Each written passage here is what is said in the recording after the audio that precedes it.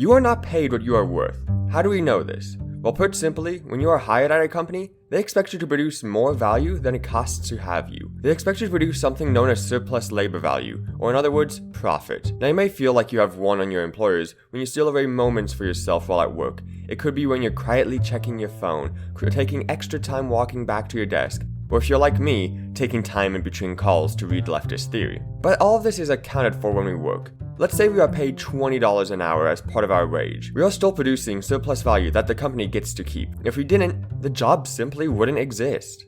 You may not know exactly how much the company makes from each employee, but we know that on average, it's more than what we are getting paid. This lack of transparency in how much profit we produce hides our value. However, value isn't only hidden when we produce, but also when we consume. When I'm at a store, and I see something costing, let's say, $10, often I don't think to myself, this item is equivalent to 30 minutes of my paid labor value that I produced over the course of a 40-hour work week.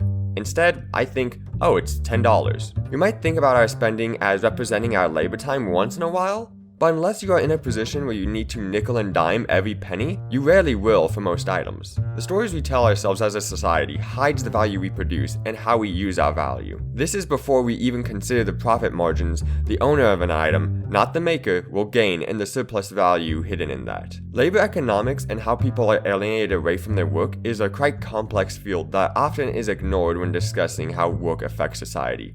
We ignore the fact that we have an arbitrary tier list when it comes to how we look at labor. Things like blue collar and white collar, domestic work and paid work, how we treat social work and teachers compared to associates and managers. We are all affected by the same exploitative economic system, yet we are treated as opposed. But hey, maybe that division makes more profit.